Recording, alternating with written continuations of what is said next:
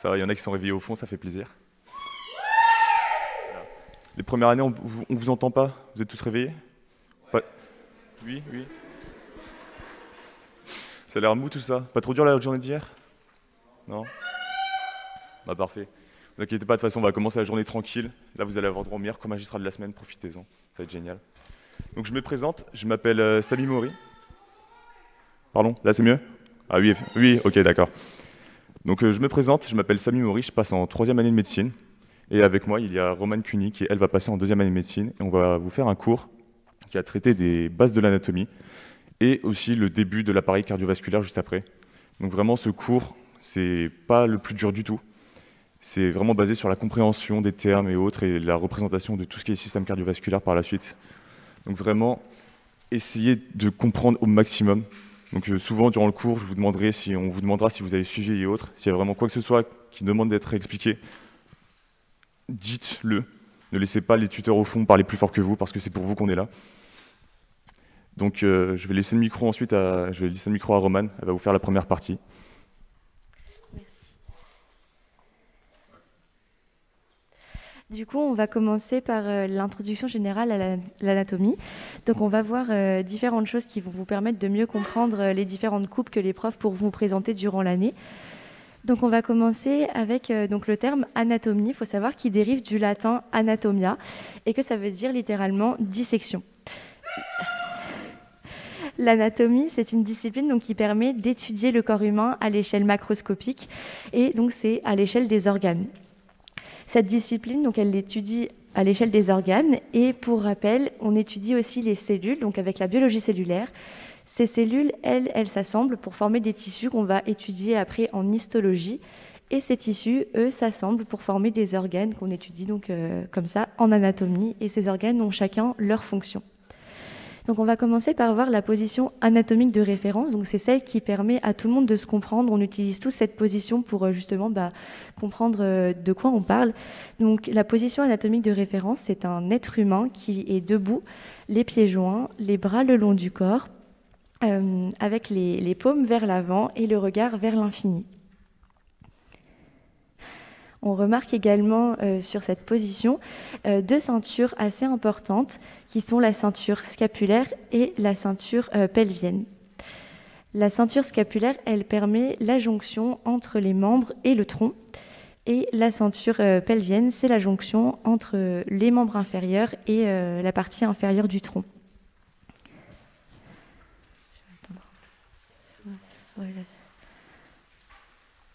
On vous remet le diapo pour la position anatomique de référence si vous avez besoin de noter encore.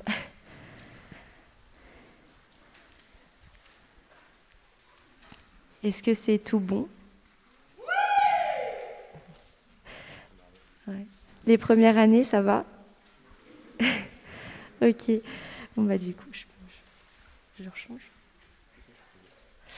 Maintenant, on va voir un petit peu de vocabulaire qui va vous permettre du coup de repérer un petit peu de quelle structure on parle. Donc en fait, en anatomie, on décrit toujours une structure par rapport à une autre ou un plan afin de mieux se repérer. Donc on va employer des termes assez spécifiques comme par exemple médial.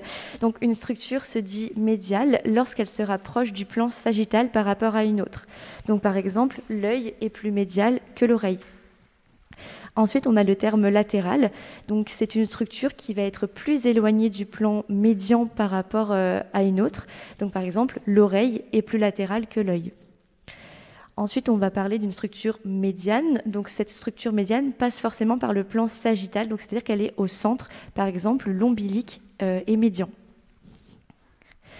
Ensuite, on va avoir donc crânial ou supérieur. Une structure se dit crâniale lorsqu'elle est plus haute qu'une autre.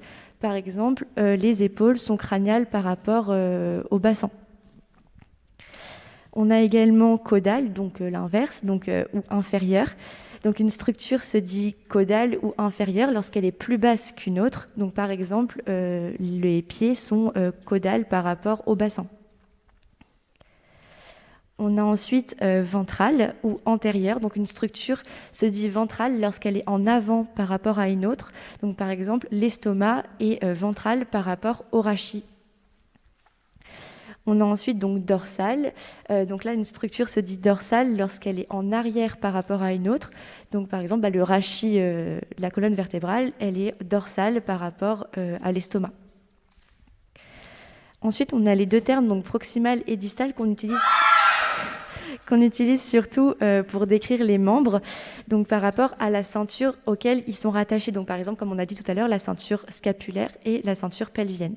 Donc par exemple, une structure qui va être éloignée de la ceinture sera distale, donc, et puis une structure qui sera proximale, ça veut dire qu'elle se rapproche de la ceinture. Donc par exemple, l'épaule est proximale par rapport à la ceinture pelvienne, pardon, et le pied sera distal par rapport à la ceinture pelvienne. J'ai dit une bêtise, je crois, avant. C'était scapulaire. Mais donc voilà. Donc là, on va introduire notre petit Dino Philippe qui va nous permettre de vous expliquer les différentes coupes en anatomie pour mieux justement s'expliquer. Donc on va commencer. Donc il faut savoir qu'en anatomie humaine, on utilise 3 plans différents pour décrire. Et on va avoir donc la coupe sagittale, la coupe axiale et la coupe frontale. La coupe sagittale, donc c'est un plan de coupe qui va couper en fait la personne en deux, moitié droite et gauche. Donc, et souvent elle passe par le plan médian, donc ça veut dire qu'elle coupe en 2 parties égales de chaque côté.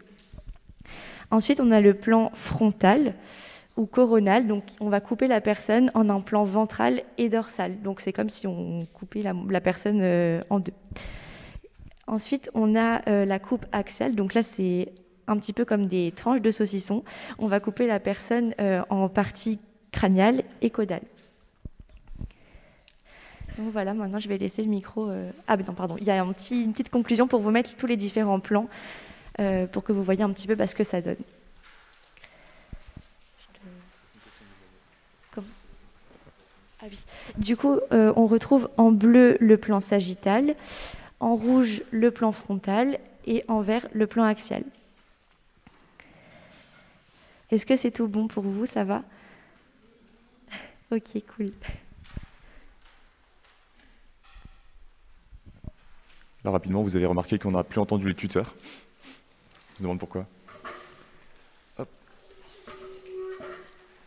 Donc maintenant, c'était à peu près tout ce qu'il y avait à savoir par rapport aux bases de l'anatomie. Vraiment, ça, c'est inévitable de les apprendre. Et en général, si jamais un terme vous pose souci, n'hésitez pas à aller voir l'étymologie. Tout à l'heure, par exemple, j'ai pensé au terme caudal. Caudal, le terme vient du mot queue, d'où la signification de vers le bas, parce que la queue chez un animal est vers le bas. C'était pareil chez le singe et autres. Donc si un mot, vous avez du mal à l'apprendre ou autre, on verra ça aussi par la suite dans l'appareil cardiovasculaire, n'hésitez pas à aller voir l'étymologie, c'est toujours utile et c'est jamais une perte de temps. Du coup, maintenant, on va passer au crayon. Est-ce que tout le monde a ses crayons? Alors là, ça manque d'entrain, sérieusement. Il n'y a pas un petit oui aigu que quelqu'un veut faire? Personne? Moi, je suis sûr dans l'amphi B, il y en a qui le font. Je pense à vous. Hop. Du coup, hop. Est-ce qu'on peut inverser? Super. Ouais. Alors du coup, l'appareil cardiovasculaire, donc la manière la plus simple de l'aborder au début, c'est de décomposer chacune de ces parties une par une. Donc, pour faire ça, on va tout simplement commencer d'abord avec, on va d'abord commencer avec les liquides. Est-ce que vous arrivez à lire? J'écris très mal, je suis désolé. Est-ce que j'arrive pas à voir? Vous voyez ou pas là? Non? C'est mieux? Est-ce que vous voulez que je le réécrive? Avec un feutre, ouais, peut-être.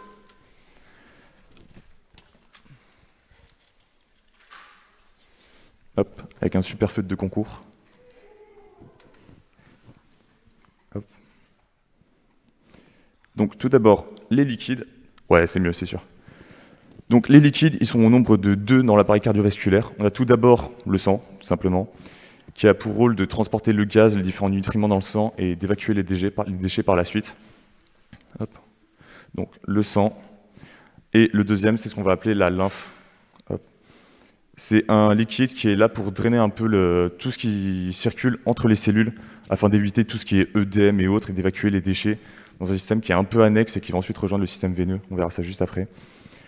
La deuxième séparation qu'on peut faire, c'est la pompe. Donc, hop. la pompe, donc, qui est le cœur, tout simplement. Donc, qui va mettre en route tout ça, c'est vraiment le moteur de l'appareil cardiovasculaire. Il va présenter 3 couches différentes. Donc, on a d'abord, de l'intérieur vers l'extérieur, on a d'abord l'endocarde. Donc, encore une fois, pour une étymologie rapide, endocarde, endo, ça veut dire intérieur, carde, cardiaque, à l'intérieur du cœur. Donc ça, c'est la couche la plus interne qui est directement au contact du sang dans le cœur. Le deuxième que l'on a, c'est le myocarde. Hop. Donc carde, toujours cœur, myo, muscle. Ce mot-là, vous allez le revoir tout le temps.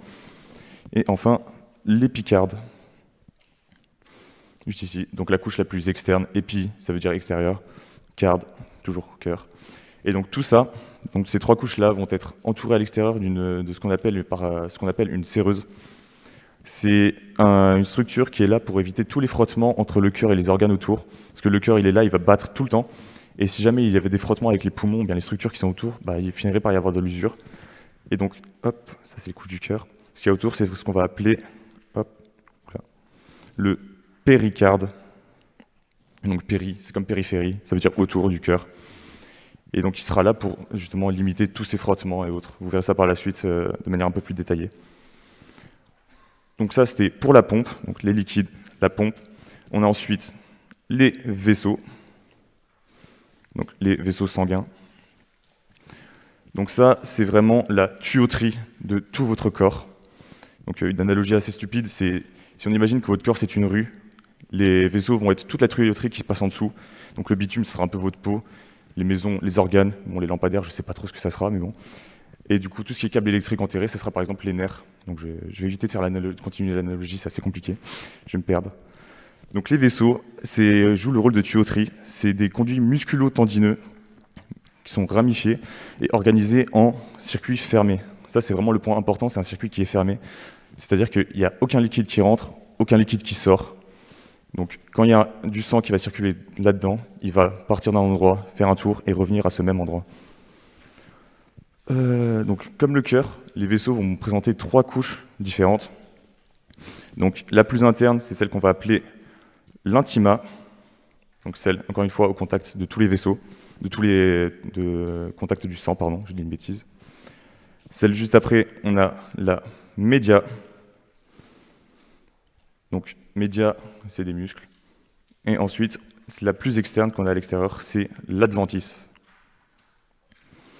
Donc sur ces 3 couches, la plus intéressante à connaître, c'est vraiment la média, parce que c'est la couche musculaire qui va être responsable de tout ce qui est vasoconstriction, vasodilatation dans les vaisseaux. Il y a énormément de médicaments qui vont venir jouer là-dessus. Je pense par exemple à l'adrénaline, ou bien noradrénaline, ou bien par exemple certains aphrodisiaques également.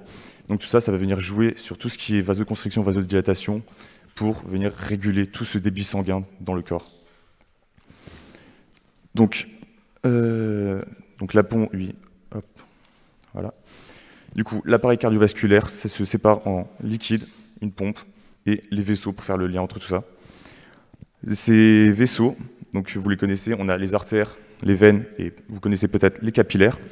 Donc comment faire la distinction entre ces 3-là? On va tout d'abord parler des artères. Donc les artères, on va appeler les artères les vaisseaux qui vont partir du cœur. Donc ils partent du cœur.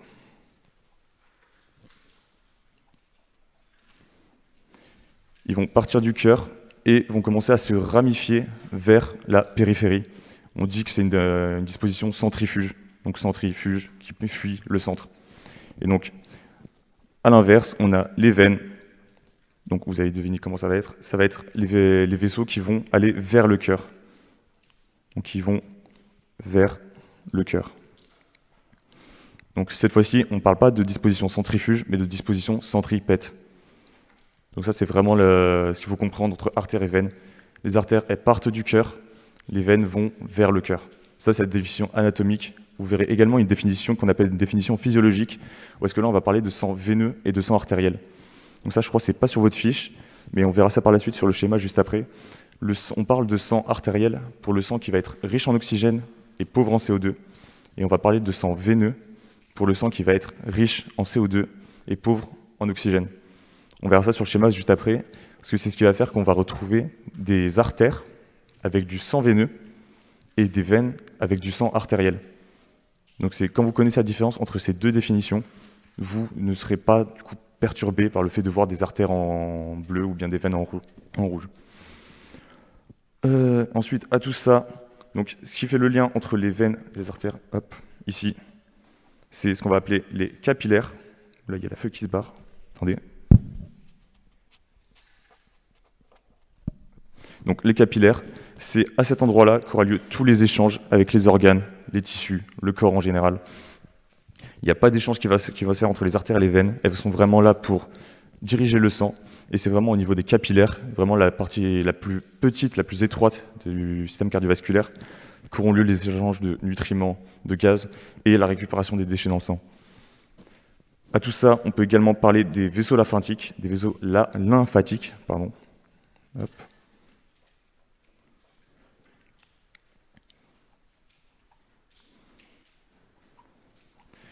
Donc, les vaisseaux lymphatiques, ils ont une histologie très similaire à celle des veines.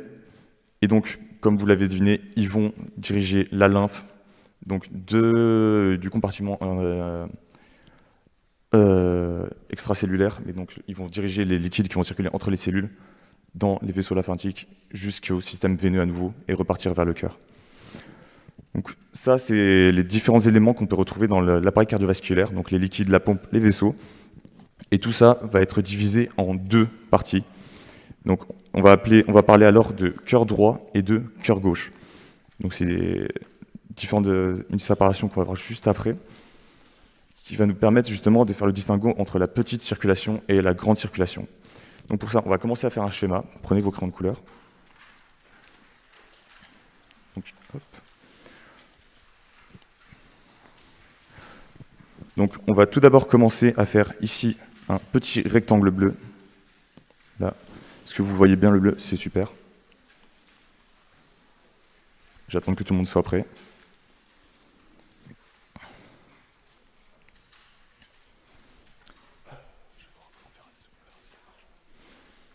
Est-ce que tout le monde est prêt du coup? Oui, oui. Donc, on fait un petit rectangle bleu. Tout le monde a son petit rectangle?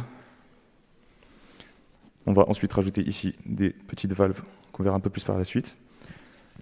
Hop.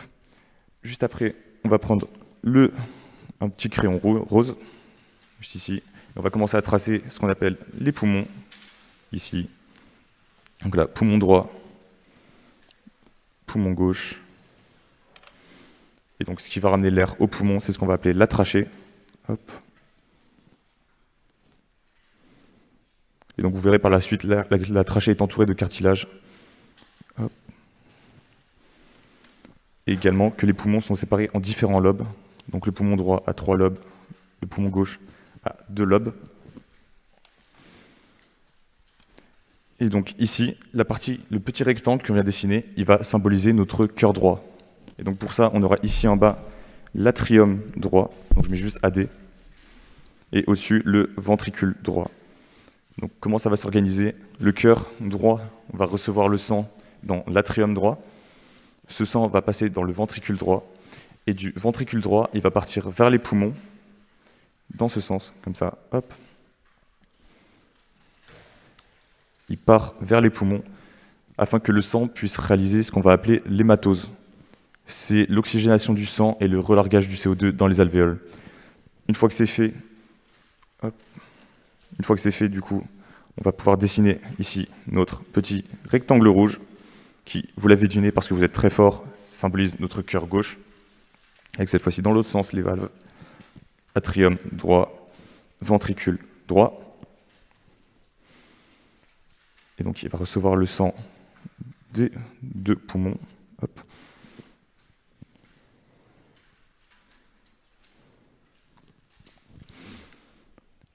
Et du coup, ici, j'en profite.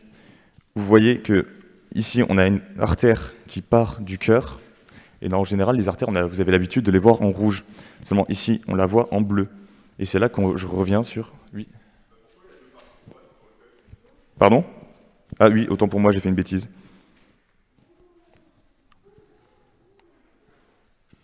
Désolé.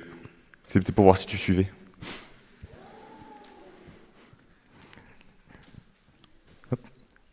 Désolé pour la petite erreur. Et du coup, ici, on voit une artère qui part du cœur, mais dessinée en bleu parce qu'elle présente du sang veineux. Donc là, on a l'artère pulmonaire avec du sang veineux. Et ici, vous voyez des veines qui vont vers le cœur, donc définition anatomique, mais dessinée en rouge parce qu'elle présente du sang artériel selon la définition physiologique. Et donc, cette partie ici, hop, je vais reprendre le feutre, ce sera plus simple. On va faire, c'est là qu'on marque la séparation entre ici la petite circulation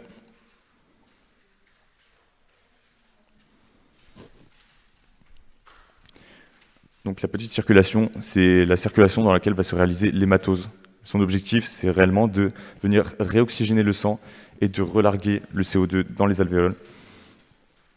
Et donc, la deuxième circulation qu'on va dessiner, c'est ce qu'on appelle la grande circulation.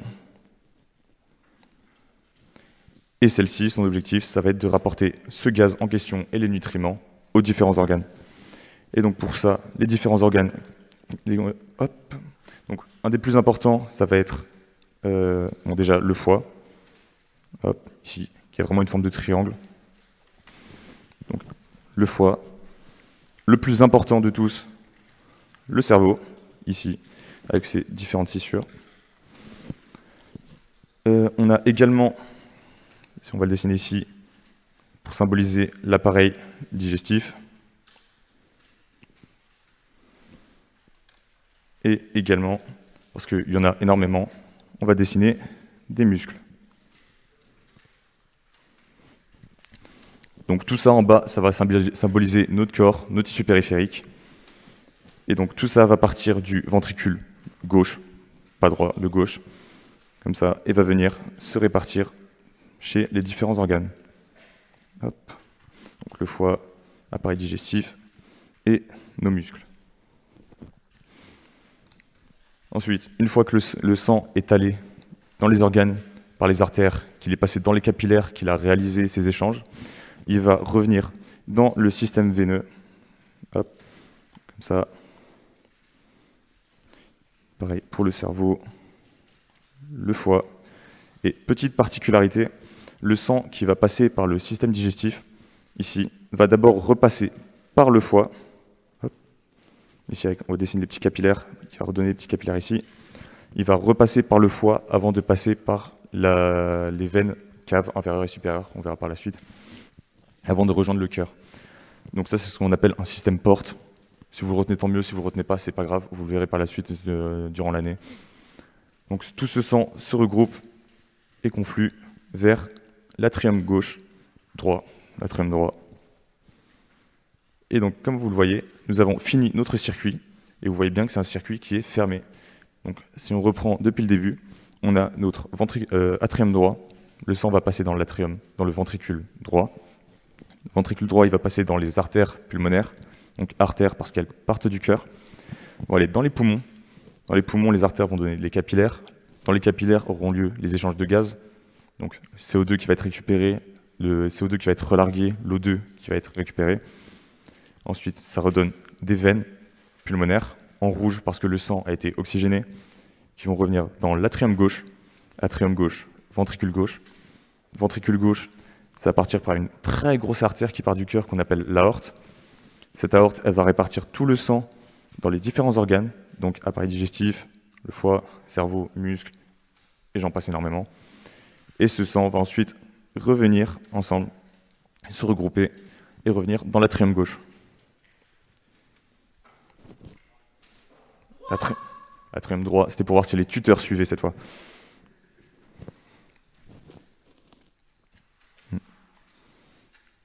Vous verrez, ça arrive à tout le monde de faire des erreurs, surtout aux professeurs en amphi des fois. Donc si un professeur dit quelque chose d'incohérent en amphi, n'hésitez pas. Je ne dis pas de le crier comme ce que viennent de faire les tuteurs au fond, mais levez la main comme tout à l'heure, celui qui avait levé la main pour signaler une erreur. Parce que le prof, il reste humain, l'erreur est humaine. Et donc c'est pas rare qu'un professeur dise quelque chose d'incohérent ou autre que vous ne compreniez pas. Donc mieux vaut l'interrompre en amphi pour corriger une erreur que de passer le semestre à se demander est-ce que le prof avait fait une erreur, est-ce que je dois réellement l'apprendre. Donc ça, n'hésitez vraiment pas. Est-ce que c'est tout bon pour ce schéma? Je ne veux pas entendre les tuteurs, je veux entendre les P1. Ça, c'était un tuteur, c'est de la triche. Donc, ce schéma, si vous l'avez compris, vous avez compris vraiment le principe le plus basique de l'appareil cardiovasculaire et le plus important, c'est-à-dire la fonction de l'appareil. Donc, les points importants à retenir, c'est un circuit fermé qui va être divisé en deux parties. Donc, la petite circulation ici, hop, qui va réaliser juste là, donc l'hématose, ici, et la grande circulation qui va, elle, s'occuper de faire tous les échanges et de nourrir les tissus. Donc ensemble, on pourrait dire nutrition. Je ne sais pas quel terme on pourrait utiliser, mais je ne crois pas qu'il y en ait réellement. Et donc la disposition, donc selon les définitions anatomiques, ça sera toujours artère, donc capillaire. Normalement, entre artère et capillaire, il y a un petit stade qu'on appelle des artérioles. Si vous retenez, tant mieux. Si vous ne retenez pas, c'est pas grave. Ensuite, capillaire, ça va ensuite faire les veines. Et encore une fois, entre capillaire et veine, il y a les vénules. Donc, retenez surtout, ça va faire artère, capillaire et veine. Est-ce que c'est tout bon? Oui. Du coup, le prochain schéma, c'est Romain qui va vous le faire. Ouais. Hop.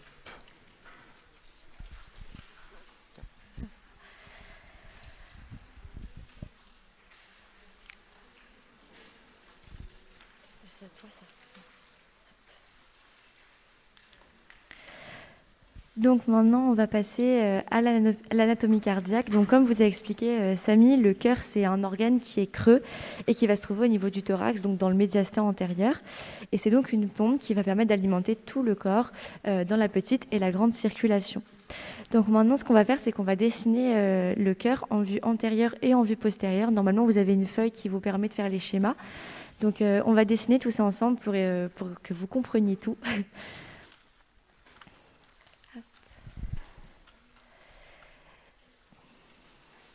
C'est bon, tout le monde a ses crayons. Donc on va commencer par la vue antérieure. Donc on va commencer par dessiner l'atrium droit. Enfin d'abord on va mettre une petite... on va orienter le schéma. Donc là c'est vers le haut et en bas la gauche. Donc on va commencer par dessiner l'atrium droit. Donc cet atrium droit, il va se trouver donc à droite. Et c'est lui qui va recevoir le sang qui va venir du coup des veines caves. Donc comme l'a un petit peu expliqué Samy, une fois que tout le corps a été irrigué, le sang va revenir dans des veines. Et ces veines caves, on va les dessiner ici en bleu. En fait, il y a une veine cave donc supérieure. Donc cette veine cave supérieure, elle va ramener le sang qui vient de tout ce qui est au-dessus du cœur. Donc les membres, la tête. Et on va aussi avoir la veine cave inférieure. Donc cette veine cave inférieure, elle va ramener tout le sang veineux qui vient du coup de tout ce qui est en dessous du cœur, donc le tube digestif, les membres inférieurs. Ici, j'ai oublié de préciser, il y a aussi ce qu'on appelle l'auricule. Bon, c'est pas très important, mais il y a quand même un petit truc qui s'appelle l'auricule ici. Voilà, je vais mettre. Donc la veine cave supérieure, pardon, et la veine cave inférieure. Ensuite, on va pouvoir dessiner donc le ventricule droit, si tout le monde a terminé. Ça va? Bon, du coup, je vais passer au ventricule droit. Donc, le ventricule droit, lui, il est positionné il va être en fait posé sur le diaphragme.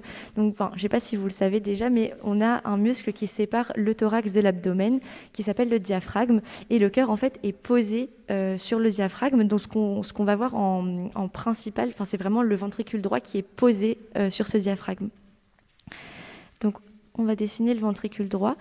Donc le ventricule droit va donc lui, comme l'a dit Samy, expulser du coup le sang qu'il a récupéré de l'atrium droit dans l'artère pulmonaire. Donc, et là, on va pouvoir donc dessiner notre artère pulmonaire qui va envoyer le sang du coup dans le poumon droit et le poumon gauche. Donc bien sûr, il y a une artère pulmonaire droite et une artère pulmonaire gauche. Donc voilà. Et ensuite, on va avoir le ventricule gauche. Donc le ventricule gauche, il va se trouver un petit peu en arrière du ventricule droit, donc on n'en voit qu'une partie.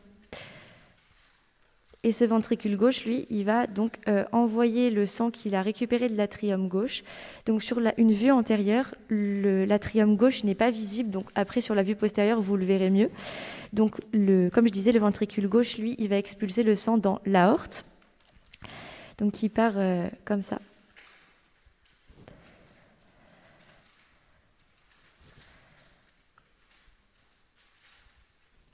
Et l'aorte, elle va donner au niveau de sa crosse 3 petites dérivations, on peut appeler ça comme ça. Donc on va avoir le tronc artériel brachiocéphalique droit. Et donc ce tronc artériel brachiocéphalique droit, il va donner ensuite l'artère carotide commune droite et l'artère subclavière droite. Ensuite, donc plus vers la gauche, on va avoir l'artère subclavière l'artère carotide commune gauche et l'artère subclavière gauche. Donc à gauche, il n'y a pas de tronc artériel brachiocéphalique, c'est uniquement à droite. Et ensuite, on va pouvoir dessiner donc, le diaphragme sur lequel repose le cœur.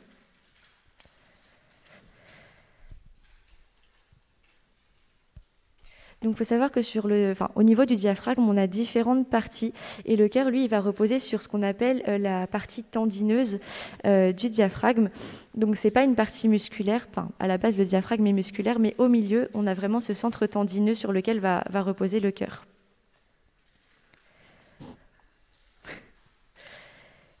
Et donc, en dessous, on va avoir tout ce qui va être coupole musculaire avec, du coup, le vrai muscle du diaphragme.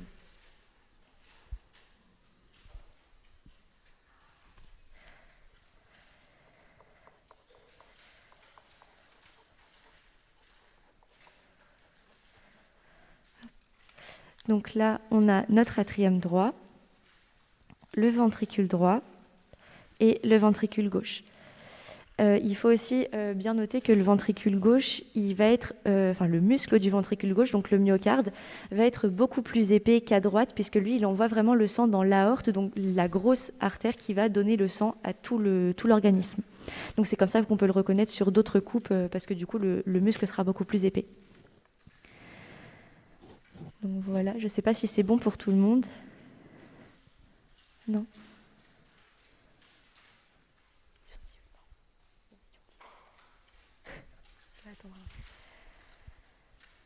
Est-ce que pour l'instant tout est clair ou vous avez des questions ?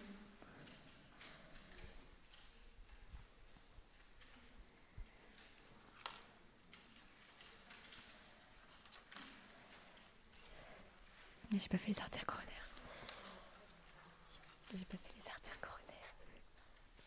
Et donc, ce qu'on peut rajouter sur ce schéma, c'est les artères coronaires parce que le cœur, il va seulement distribuer le sang et le sang qu'on retrouve dans ses ventricules ou dans ses atriums, c'est pas le sang qui va le nourrir lui. Le corps, c'est un organe à part entière qui a besoin aussi d'oxygène et de nutriments. Donc, il va avoir ses propres petites artères qui vont permettre de le nourrir. Donc, ça s'appelle les artères coronaires. Elles prennent naissance au niveau de la base en fait de l'aorte. Donc, on va avoir ici l'artère coronaire droite. Cette artère coronaire droite, elle va remonter et passer derrière la veine cave supérieure pour revenir au niveau de l'atrium droit. Elle va donner aussi une artère atriale droite, donc qui va descendre entre l'atrium et le ventricule droit. Et elle donnera également en vue postérieure l'artère interventriculaire postérieure. De l'autre côté, on a forcément une artère coronaire gauche, donc qui va naître à gauche sur le tronc de l'aorte. Et elle va passer derrière l'artère pulmonaire pour revenir entre les deux ventricules. Donc en fait, l'artère coronaire gauche va donner l'artère interventriculaire antérieure.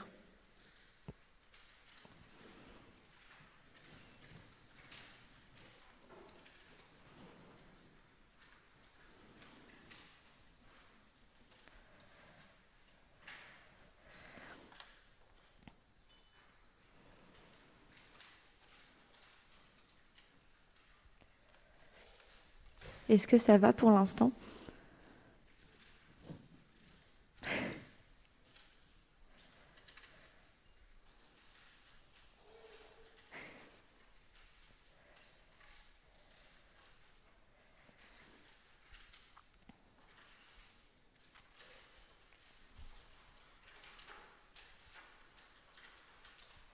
On peut passer à l'autre dessin, vous n'avez pas encore terminé.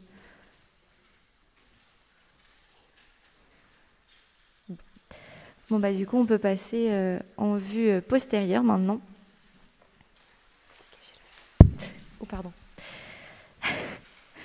Donc, hop.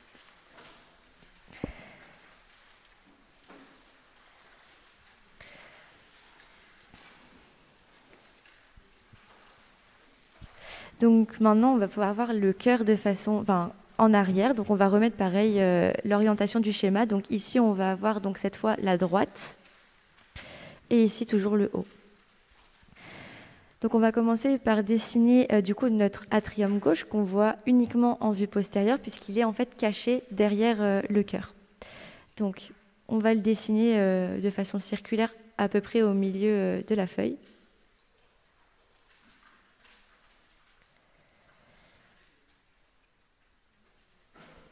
Et donc l'atrium gauche, lui, va recevoir le sang qui provient des poumons. Donc c'est un sang tout neuf, tout bien, qui est tout oxygéné et qui va pouvoir ensuite envoyer dans le ventricule gauche pour qu'il l'envoie dans l'aorte et qu'il puisse aller vasculariser tout le corps.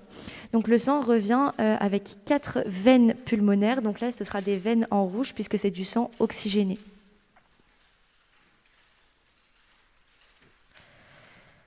Donc on a 2 veines pour le poumon droit et 2 veines pour le poumon gauche.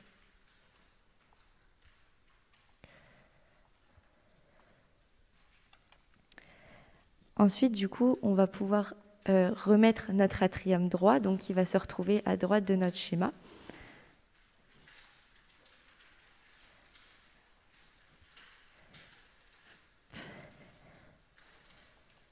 Et donc l'atrium droit, ça n'a pas changé, il reçoit toujours ces 2 veines caves.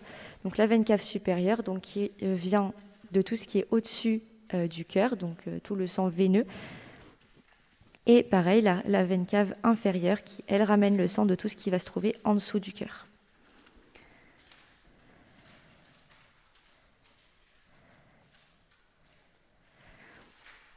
Ensuite, on va pouvoir du coup refaire nos 2 ventricules. Donc on recommence avec le ventricule gauche.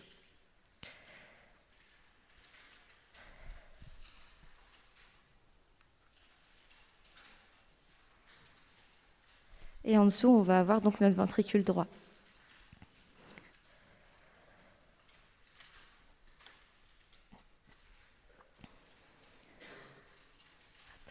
Donc là, c'est pareil, le ventricule gauche reçoit encore le sang qui vient de l'atrium gauche, donc qui a été récupéré par les veines pulmonaires, et le ventricule droit, lui, récupère le sang de l'atrium droit qui est arrivé par les veines caves. Pareil, on peut remettre nos petites artères coronaires, donc qui viennent irriguer le cœur. Donc ici, on retrouve... non, pardon, j'ai oublié de mettre des choses importantes. L'artère pulmonaire, du coup, qui revient du ventricule droit, donc par devant, donc on va seulement en voir une partie par ici.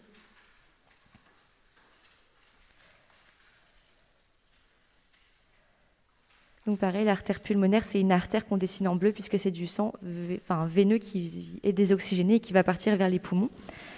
Et on va également pouvoir remettre l'aorte, donc qui sort du ventricule gauche.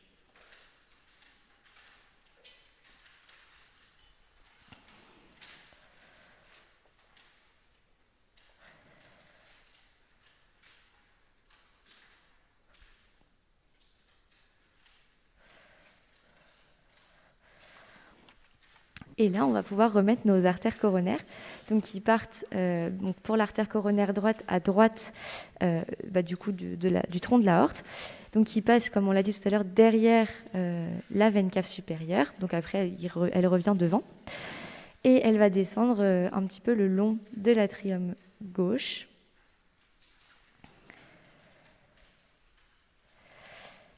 Et c'est elle, du coup, qui nous donne, comme on l'a dit, l'artère interventriculaire postérieure, donc qui va irriguer les 2 ventricules par l'arrière.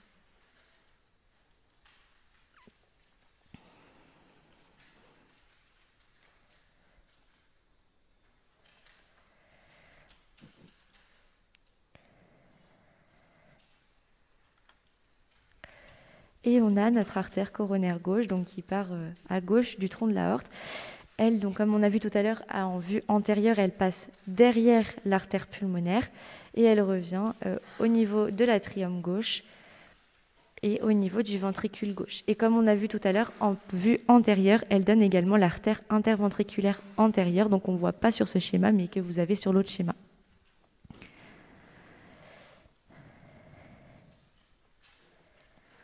Donc, il faut bien savoir que ces deux artères coronaires, elles ne communiquent pas entre elles. Donc, c'est ce qu'on appelle normalement des anastomoses. Dans tout le corps, il y en a un peu partout et ça permet de supplémenter une artère lorsqu'elle se bouche. Le problème au niveau du cœur, c'est qu'il n'y a pas ce système d'anastomose. Et donc, si l'artère coronaire gauche se bouche, l'artère coronaire droite ne viendra pas donner du sang à la partie qui était irriguée par l'artère coronaire gauche. Donc, c'est comme ça qu'on peut avoir des problèmes d'infarctus du myocarde parce qu'il n'y a plus de sang qui vient se mettre dans cette partie-là. Du coup, je vais repasser le micro à Samy pour qu'il termine ce cours.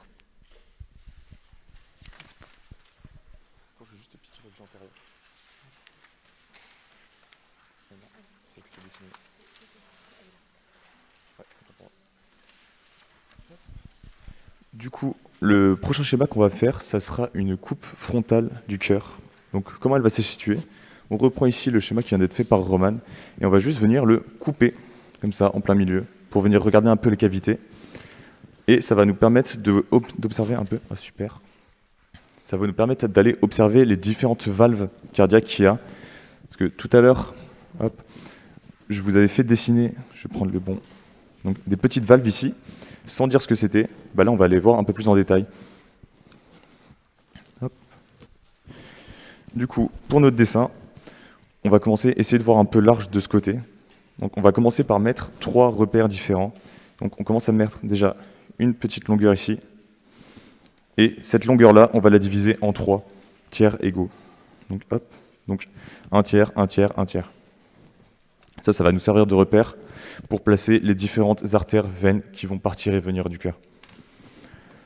Donc, on va commencer par placer tout d'abord ici notre veine cave supérieure, donc en bleu. Donc ici, notre veine cave supérieure.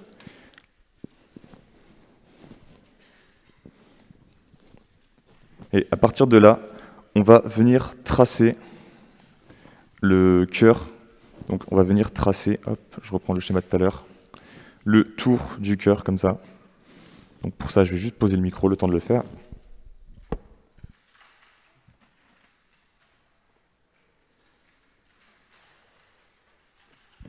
Et pour venir revenir, du coup, à notre dernière marque, juste ici. Donc là, on a notre coupe du cœur qu'on vient de couper, juste là. Donc, une fois que c'est fait, hop, j'attends un peu que tout le monde ait le temps de le faire.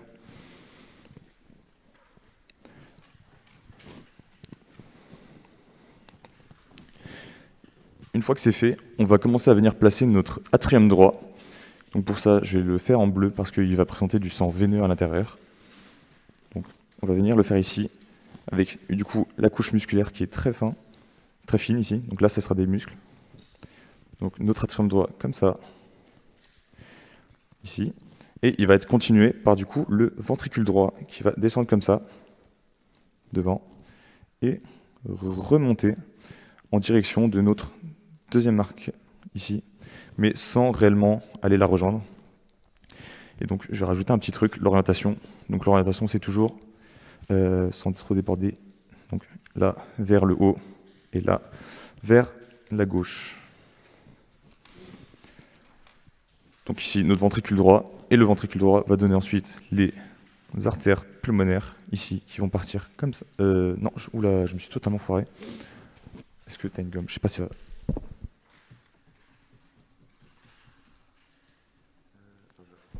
Je vais le recommencer, j'ai fait une grosse bêtise. Hop, alors un instant.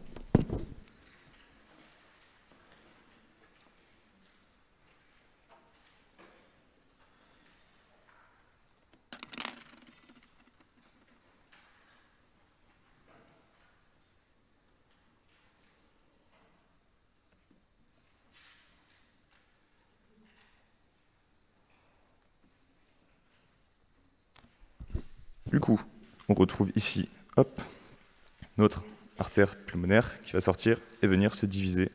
Donc là, on a la première division juste là. Et la suivante, on ne la verra pas tout de suite parce qu'il y a l'aorte qui va venir passer juste devant. Donc là, pour l'instant, on a notre ventricule droit, notre cœur droit ici. Donc les volumes ne sont pas du tout respectés parce que c'est un schéma. L'objectif, c'est vraiment que vous compreniez comment c'est mis. Mais dans la vraie vie, le ventricule est beaucoup plus écrasé, on va dire, vers l'extérieur.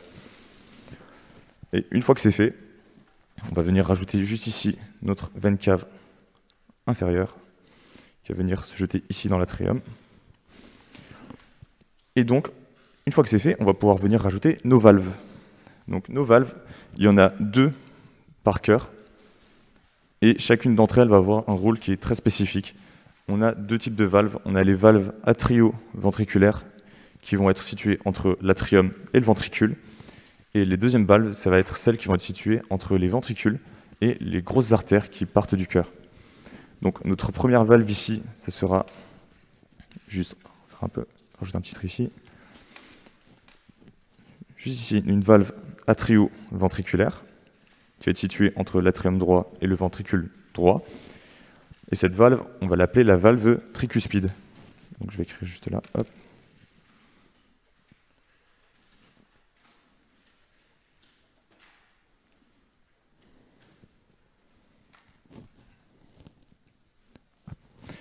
Donc pourquoi tricuspide? C'est parce que les valves vont présenter ce qu'on va appeler des cuspides. C'est un peu comme des volets. Et cette valve en question va en présenter 3. Ensuite, la deuxième valve que l'on va trouver donc, dans le cœur droit, ça sera celle entre le ventricule et l'artère pulmonaire qui part juste ici. Hop. Donc, on va la présenter dans ce sens. Et donc cette valve-là va s'appeler la valve pulmonaire. Pourquoi pulmonaire? Parce que ça va donner juste après l'artère pulmonaire, tout simplement. Ce sera pareil pour la seconde valve. Donc la valve suivante. Hop. Donc on note valve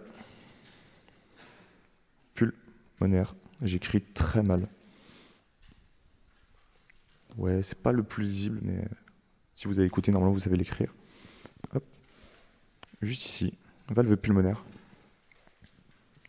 Donc ça, c'est notre cœur droit. Donc le sang va arriver par les veines caves, passer dans l'atrium droit, ventricule droit, pulmonaire, artère pulmonaire. Et artère pulmonaire, le sang va revenir donc juste derrière, ici, dans ce qu'on va appeler l'atrium. Ouais, j'ai pas très bien fait la forme du cœur. Donc ça sera ici notre atrium gauche. Atrium gauche, du coup, qui va venir juste là et descendre dans le ventricule gauche, juste ici. Ce schéma est très moche quand même. Donc le ventricule gauche, et comme l'avait dit Roman tout à l'heure, le ventricule gauche va présenter des muscles beaucoup plus épais que le ventricule droit. Vous voyez la différence d'épaisseur entre ici et là. Parce que cette différence d'épaisseur, vous verrez, c'est dû au fait que le ventricule gauche va devoir faire circuler le sang dans tout le corps, alors que le ventricule droit va le faire simplement dans les poumons. Et c'est cette différence de distance qui va faire qu'il y a une partie du cœur qui est beaucoup plus musclée que l'autre. Donc, atrium gauche, ventricule gauche. Le sang arrive dans l'atrium gauche par nos veines pulmonaires. Hop.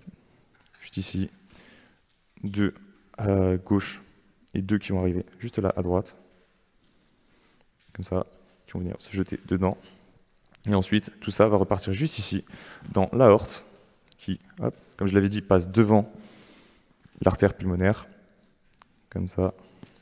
Et on va retrouver nos 3 troncs supraaortiques dont a parlé Roman juste avant.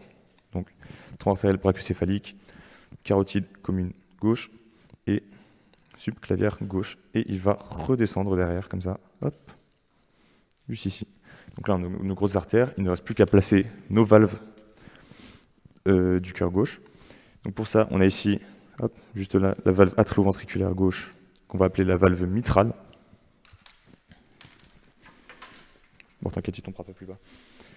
Donc, valve mitrale.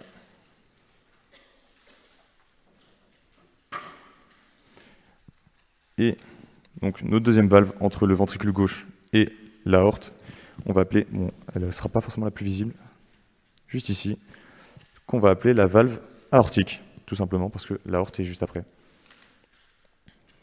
Donc, juste ici, valve aortique.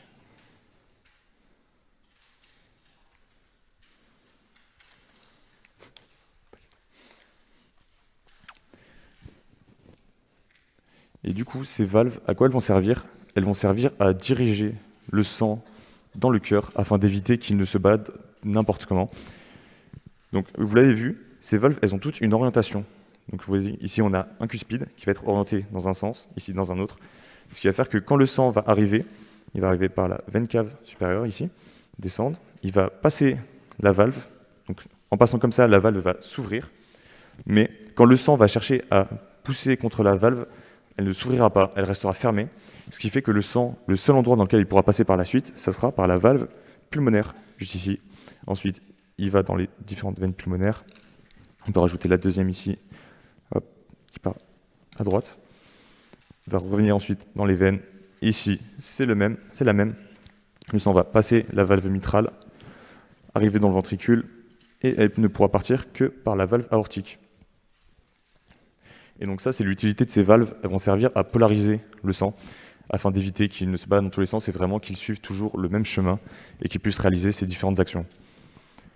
Et ça peut être source de beaucoup de pathologies, justement. Si jamais quelqu'un présente une de ces valves qui a un dysfonctionnement, ça veut dire qu'il y a du sang qui va pas assez bien passer, il va soit pas assez bien passer, ou bien revenir dans le mauvais sens. Et donc ça donne un nombre de pathologies énorme. Et donc l'important pour vous, c'est surtout de savoir leur rôle et combien il y en a. Donc 4, tricuspide, mitral, pulmonaire, aortique, et de savoir dans quel sens elles sont dirigées chacune. Donc hop, je remets juste l'orientation.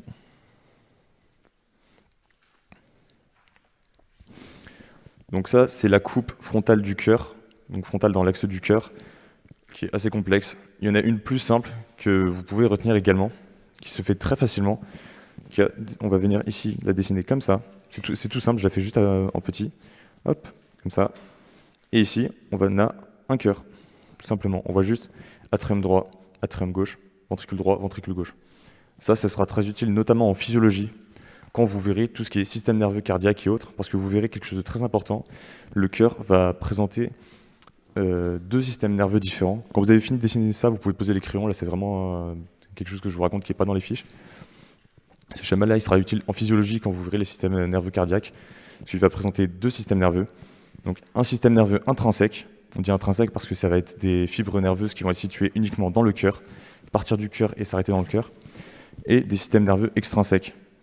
Donc le système nerveux intrinsèque, son utilité, ça va être de battre de manière totalement autonome. Donc c'est pour ça que votre cœur bat tout seul, sans que vous ayez à y réfléchir. C'est grâce à ce système nerveux. Ce qui fait que si on prend un cœur et qu'on le met par exemple dans une cuve, où est-ce qu'il aura tous les nutriments qu'il faut pour le nourrir, il continuera de battre tout seul. Sans corps ni rien, le cœur continuera de battre tout seul grâce à ce système intrinsèque. Et il a également un système extrinsèque qui lui va venir autour. J'ai du jaune, hop, juste là. Donc il va venir ici, il y a 12 nerfs qui vont être émis par le système nerveux autonome. Et donc ce système nerveux extrinsèque, son rôle, ça va juste être de réguler les battements cardiaques. Parce que le cœur tout seul, il va battre toujours de la même manière, parce qu'il est tout seul, il ne sait pas ce dont le corps a besoin. Et donc c'est là que va être utile le système nerveux extrinsèque, parce qu'il pourra dire au cœur que le corps a besoin de plus de sang, et donc il va venir l'accélérer, ou bien inversement, il va venir le ralentir si jamais il y a trop de sang qui est envoyé dans la circulation. C'est pour ça que chez des personnes chez qui on a transplanté un cœur, ce système nerveux extrinsèque ne fonctionne pas. Parce que les nerfs n'ont pas été rebranchés dessus, et le cœur bat tout seul de lui-même, mais il ne sait pas ce que le corps de la personne a besoin, ce dont le corps de la personne a besoin. Donc ça, c'était vraiment une petite parenthèse, mais gardez ce schéma en tête quand vous verrez tout ce qui est physiologie de ECG, de système ECG, signal cardiaque et autres, parce que ce schéma est très facile à retenir, et il permet de très bien visualiser les différentes fibres nerveuses qui traversent le cœur. Ça, c'est une petite parenthèse. Donc, ça, c'est tout pour la coupe frontale dans l'axe du cœur. Est-ce que c'est bon pour tout le monde? Oui, oui. Donc, juste après. Maintenant, on va voir les différentes branches artérielles. Donc ça, c'est ce qui va suivre juste... Oula, ce qui va suivre juste après l'aorte. Donc si on vient redessiner notre cœur, je vais y aller doucement comme ça tout le monde a le temps de suivre, on refait notre petite orientation, hop, donc vers le haut, vers la gauche. Donc on a ici notre cœur, donc vue antérieure, et on va simplement venir dessiner l'aorte qui sort. Et l'aorte, en sortant, elle va former ce qu'on appelle le sinus aortique. Donc c'est un petit renflement ici, comme ça. Et 2 sur renflement, vous le voyez assez bien. Je vais peut-être le faire un peu plus gros sur le côté, je pense. Hop. On va le faire assez gros, les proportions ne sont pas respectées. Donc on retrouve le sinus aortique ici. Et ce sinus aortique, c'est celui qui va donner les artères coronaires. Donc vous l'avez vu juste avant, artères coronaires qui vont partir des deux côtés, comme ça, et qui vont venir irriguer le cœur. C'est les premières branches artérielles. Ensuite, cette aorte, elle va donner encore d'autres parties. Donc après le sinus aortique, on va avoir l'aorte ascendante, donc ascendante parce qu'elle monte. Après ça, elle donnera ce qu'on appelle la crosse de l'aorte. On la fait comme ça, on va laisser un petit espace vers le haut. Donc une crosse, simplement parce qu'elle monte et elle redescend. Et donner nos 3 branches supra-aortiques. Donc comme l'avait dit Roman, on a le tronc artériel brachiocéphalique, qui va donner l'artère subclavière droite et l'artère carotide commune droite, ici. On a ensuite l'artère carotide commune gauche. Hop. Et ensuite, on a l'artère subclavière gauche. Hop. Je vais noter ça dessus. Donc ici, je vais noter comme ça. On a le tronc artériel brachiocéphalique. Et on ne précise pas le côté droit et gauche parce que dans le système artériel, il n'y en a qu'un seul, qui est à droite. Mais il est bien de retenir que dans le système veineux, il y a 2 troncs veineux brachiocéphaliques. Et donc à ce moment-là, on précise bien le côté gauche ou droit du tronc veineux. Donc, tronc artériel brachiocéphalique, qui va donner juste ici, hop, la subclavière droite, artère. Et ici, la carotide commune, je dépasse un peu, droite. Donc ici,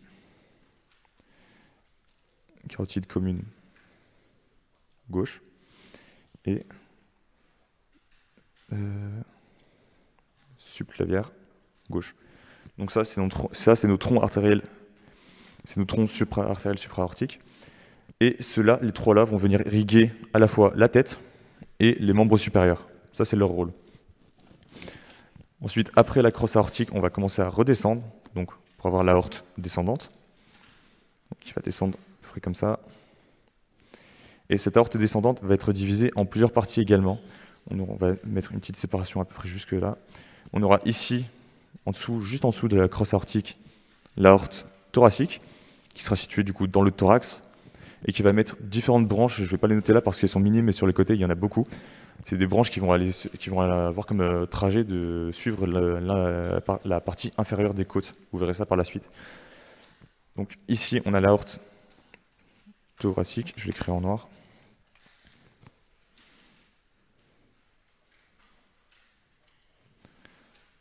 Thoracique. Et une fois que l'aorte va passer le diaphragme, parce que vous verrez, il y a un trou dans le diaphragme qui permet de laisser passer l'aorte, elle va donner l'aorte abdominale. Et donc cette aorte abdominale, elle va donner 3 branches antérieures majeures pour l'appareil digestif. Et donc ces 3 branches qui vont être données donc vraiment pour irriguer l'appareil digestif, l'entièreté de l'appareil digestif, on aura juste ici, je vais la faire un peu comme ça. Ici, on aura ce qu'on appelle le tronc cœliaque.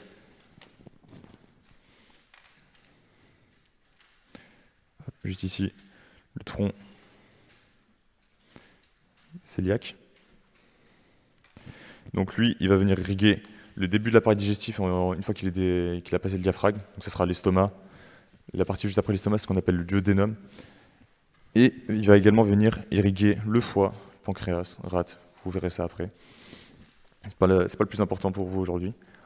Après le tronc cœliaque, on aura ce qu'on appelle l'artère mésentérique supérieure, qui va partir à peu près dans ce sens. Et du coup, s'il y a une artère mésentérique supérieure, ça veut dire qu'il y a une artère mésentérique inférieure, juste en dessous, qui va avoir à peu près ce trajet-là. C'est très schématique. Et donc ces 2 artères, l'artère mésentérique supérieure, elle va venir irriguer la suite du tube digestif, donc en partie le duodénum, mais surtout l'intestin grêle et une partie du côlon. Et l'artère mésentérique inférieure, elle va prendre juste après l'artère mésentérique supérieure la suite de l'appareil digestif, donc la moitié du côlon, et la fin jusqu'au rectum. Donc ça, c'est vraiment les principales branches aortiques à connaître. Et cette aorte, elle va bien se finir un moment, elle va se finir juste ici, comme ça, hop. Au niveau du nombril, elle va se diviser en deux, ce qu'on appelle la division carotidienne, la division aortique, pour donner les artères iliaques communes.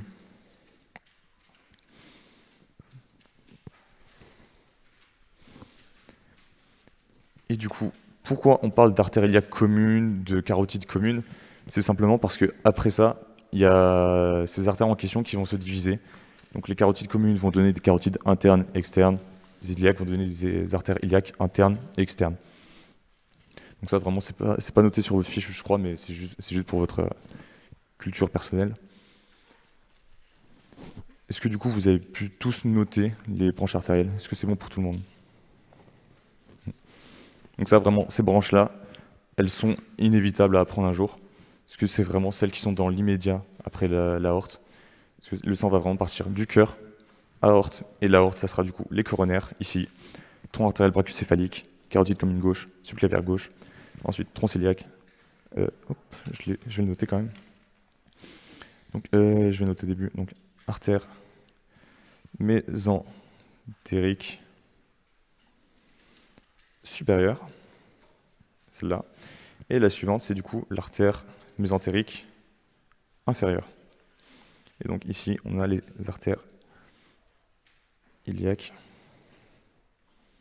communes, donc droite et gauche. Non, gauche et droite. Hop. Est-ce que c'est bon pour tout le monde? J'attends un peu.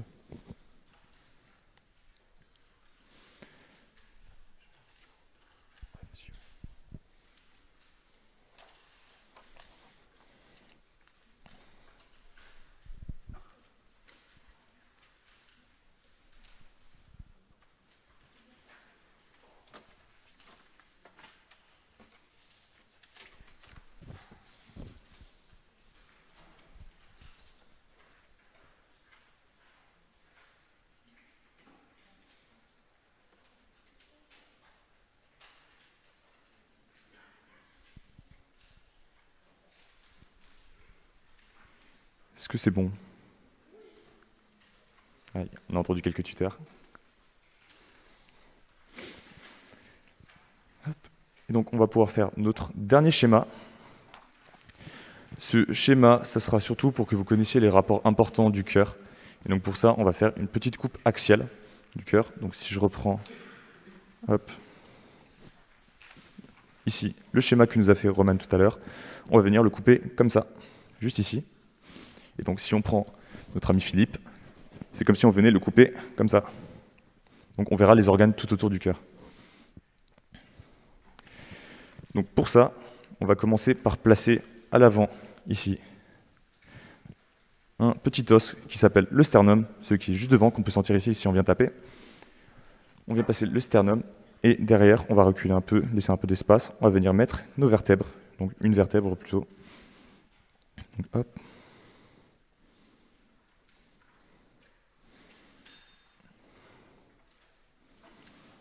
Et sur les vertèbres et les côtes qui viennent s'attacher, hop, comme ça, mais qui sont un peu coupées parce que les côtes ne sont pas du tout horizontales. Donc elles vont venir être un peu coupées ici, comme ça.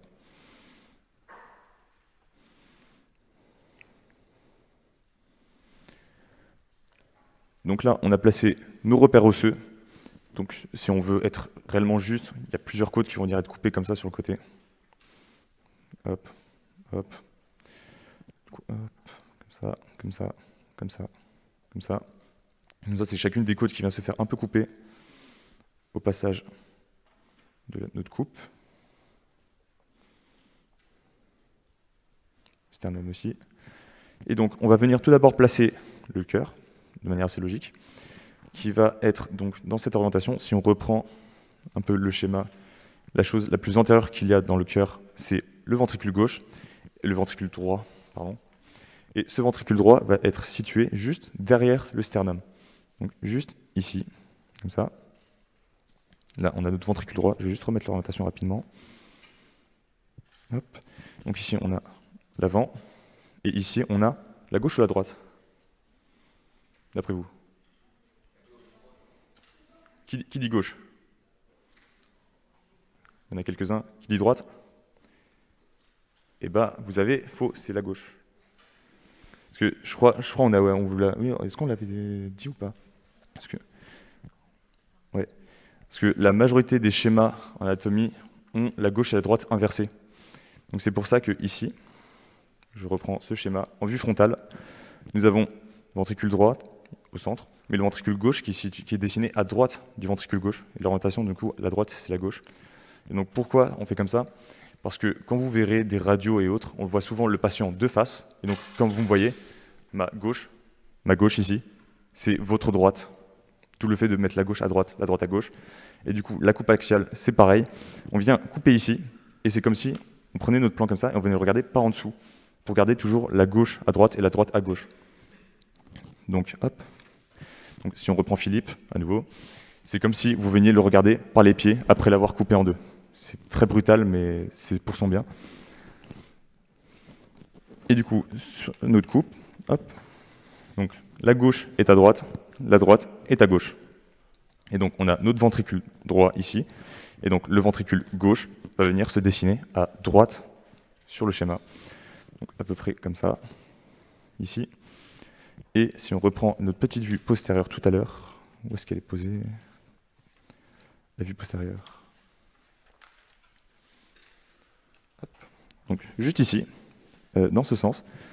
Donc on a le ventricule gauche. Comment je l'ai dessiné moi? Oui, non, c'est ok. Parce que là, du coup, on regarde l'arrière du cœur. Du coup, la droite est à droite, la gauche est à gauche. Parce que là, on est passé derrière le patient. Donc même moi, j'étais un peu perdu. Donc on a la partie la plus postérieure du cœur, l'atrium gauche. Donc qui va venir se mettre un peu comme ça, ici. Ouais, je l'ai fait vraiment très petit ce cœur. Je vais juste l'agrandir un peu, parce que sinon, ça va être compliqué pour la suite.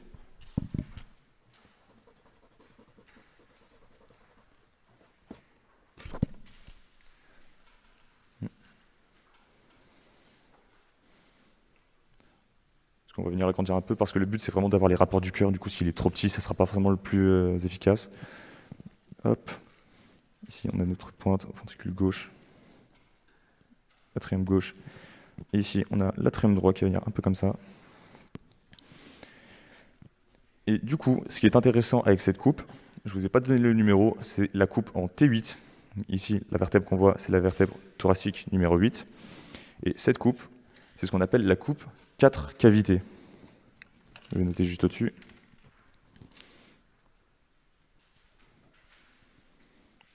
Donc une coupe 4 cavités en T8.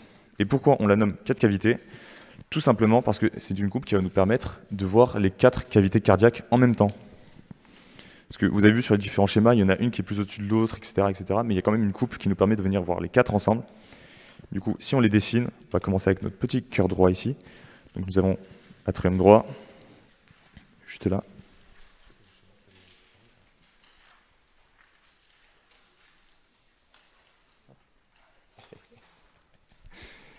Du coup, on va voir ici notre atrium droit qui va donner à l'avant le ventricule droit. Là, ici, je vais essayer de le faire comme il est dans la vraie vie.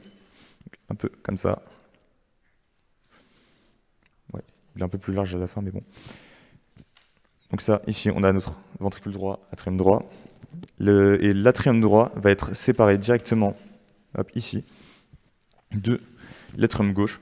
Vous verrez ici, il y a un petit foramen ovale, parce qu'avant avant la naissance, les deux sont reliés et se referment, et le trou en question se rebouche. Du coup, on retrouve ici notre atrium gauche, hop, qui va donner notre ventricule gauche, avec toujours des muscles très épais. Donc c'est pas forcément le plus représentatif, mais là, vraiment, c'est des couches musculaires très épaisses ici.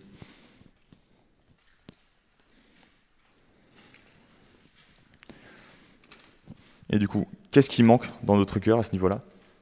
Juste là et là. Est-ce que quelqu'un peut le dire? Personne? Ici. Il manque pas quelque chose qui sépare l'atrium du ventricule? Voilà. Voilà, les valves. Et ici, on retrouve du coup, entre l'atrium droit et le ventricule droit, la valve, comment elle s'appelle? Voilà, tricuspide. Et ici, la valve mitrale. Voilà. Donc ici, on ne voit que deux valves parce qu'on ne voit pas du coup les artères pulmonaires et l'aorte partir du cœur. Donc ici, on a notre cœur. Donc je vais noter juste atrium droit, ventricule droit, ventricule gauche, atrium gauche. Vous avez vu, je ne me suis pas trompé.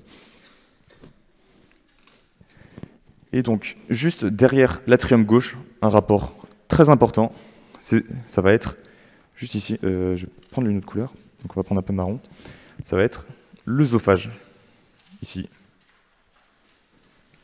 Et donc ça, j'en parlerai un peu plus juste après. On a l'œsophage qui est vraiment juste à côté de l'atrium gauche. Et autour du cœur, qu'est-ce qui manque ici, là, en gros? On peut la dessiner, c'est vrai. La séreuse qui s'appelle le péricarde, voilà, qui va venir entourer le cœur. Donc vous verrez, la séreuse présente deux feuillets différents. Il y en a un qui est collé sur le cœur juste ici, hop, qui est collé sur le cœur. Et il y en a une qui va être un peu plus séparée, juste ici, hop.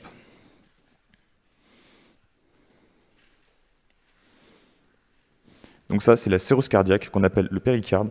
Et le péricarde va présenter deux feuillets différents. On a le feuillet viscéral, parce qu'il est collé sur la viscère, et le feuillet pariétal.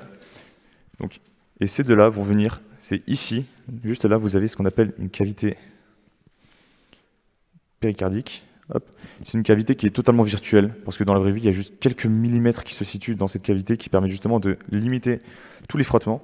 Et donc, quand le cœur va battre, il va y avoir juste le feuillet viscéral qui va venir glisser sur le feuillet pariétal.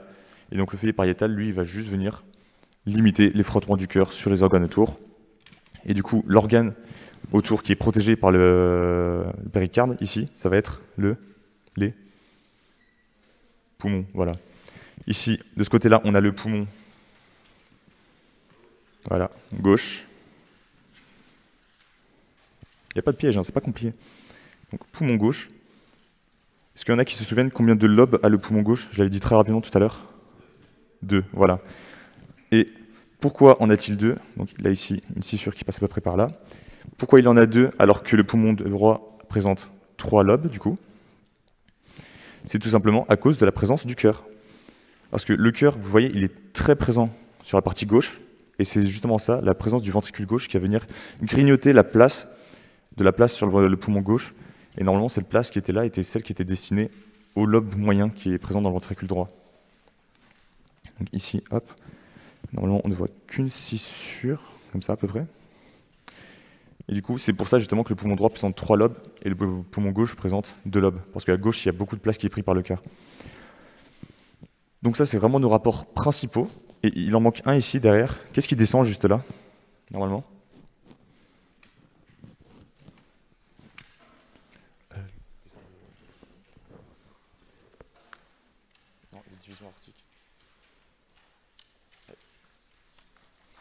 Qu'est-ce qui descend juste derrière le cœur ici?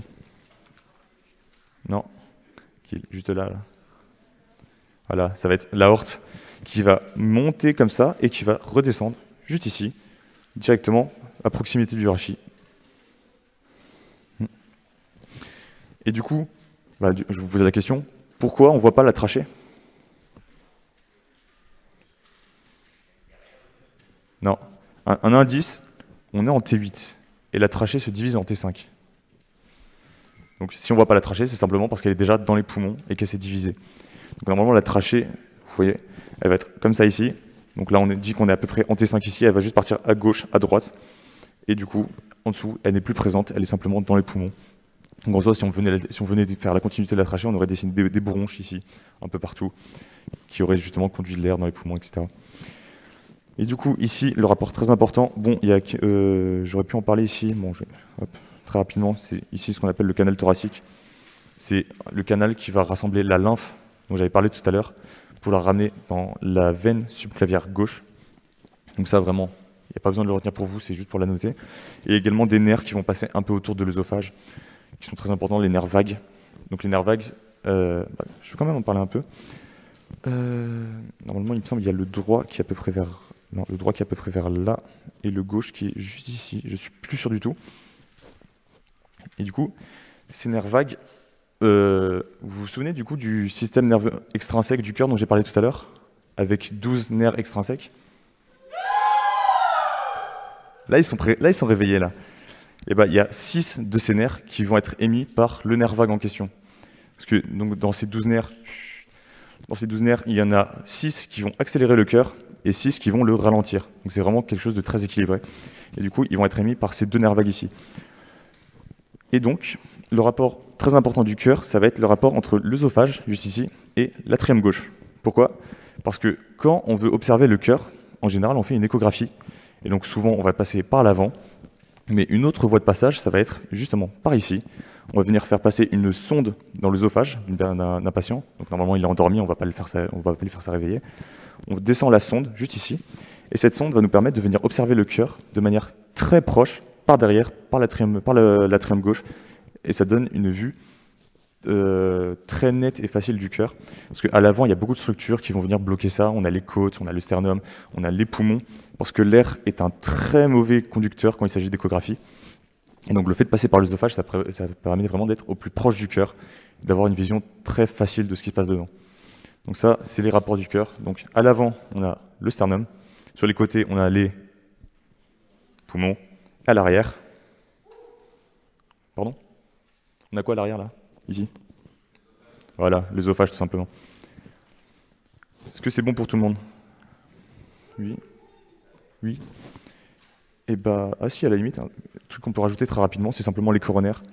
Parce que vu qu'on a parlé du péricarde, les coronaires, bon, il y en a une ici, une là, c'est très schématique, une ici, elles vont être situées sous le péricarde viscéral. Donc si on refait un schéma ici, hop, imaginons on fait un zoom ici, on va voir ici notre myocarde surtout, comme ça, on va avoir une coronaire ici, qui va mettre du coup les branches pour irriguer, et ici notre péricarde viscéral, il va venir passer sur la coronaire, ici, la recouvrir, et du coup le péricarde pariétal, lui, est au-dessus. Donc les artères coronaires sont situées sous le péricarde. Est-ce que c'est bon? Oui? Oui.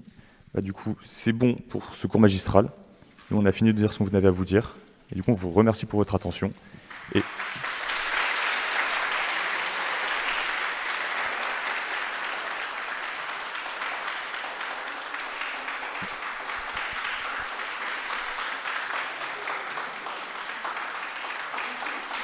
que c'est bon? Merci. Merci. J'ai dit merci.